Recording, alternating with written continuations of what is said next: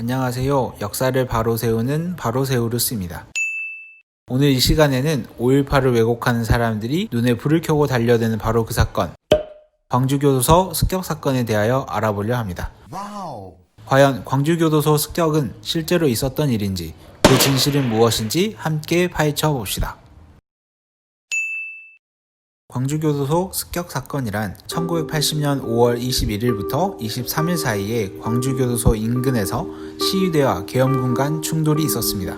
그런데 이를 마치 무장시위대가 불순한 의도로 교도소를 습격하고 이를 계엄군이 방어했다라고 주장하는 일종의 그릇된 주장입니다.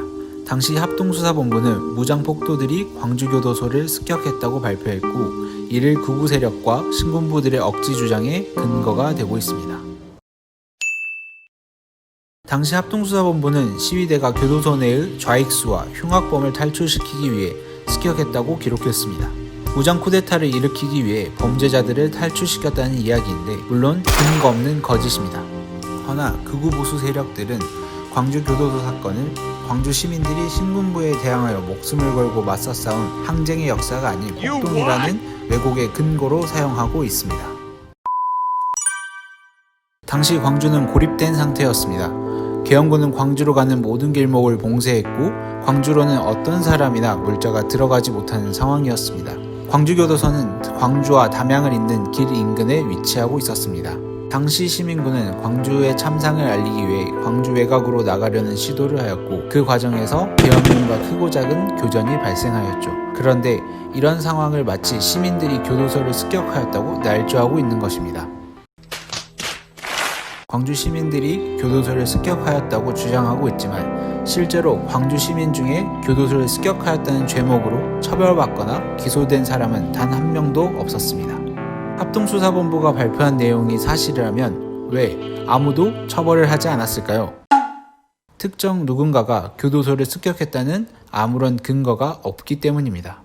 또 구체적인 인물을 언급하며 1급 간첩인 유모씨가 22일 본인의 친인척을 구하기 위해 교도소를 습격했다고 기록했지만, 그 시점에 류씨는 하루 전날 집단 발포 때 총상에 의하여 사망 선고를 받았던 기록이 발견되었습니다. 이미 죽은 사람을 교도소 습격의 주범으로 둔갑시키려 한 것이죠. 3공수여단의 전투상보에 따르면 10여 명이 채 안 되는 폭도들이 교도소를 습격하였다고 하는데, 당시 광주교도소에 주둔하고 있던 3공수여단의 병력은 장교 255명, 병사 1137명 등 모두 1392명 정도가 있었고, 차량으로 20여 분 거리에 31사당 사령부가 있었으며 광주교도소 자체 방어 인력도 있었습니다. 상식적으로 10여 명의 인원으로 정예군대가 무장하고 있는 교도소를 습격한다는 것 자체가 말이 되지 않죠. 실제로는 당시에 무장시위대 말고 인근 주민들과 근처를 지나던 일반 시민들도 계엄군의 오인 사격, 무차별 사격에 의해 희생되었습니다. 합동수사본부는 무장시위대가 교도소를 향한 발포가 잘못되어 일반인들이 희생되었다고 주장했습니다. 하지만 시신에서 발견된 총알은 시민들이 사용하던 카빈 소총의 총알이 아닌 당시 정규군대, 즉 계엄군이 사용하던 M16 소총의 총알이었습니다. 결국 시위대의 오인 사격으로 시민들이 희생되었다는 주장 또한 거짓임이 밝혀집니다. 이렇게 광주교도소 습격은 극우 세력들이 5.18을 통째로 왜곡하고 본인들이 저지른 명백한 자국민 학살 행위를 정당화하기 위한 수단으로 조작되어 왔습니다.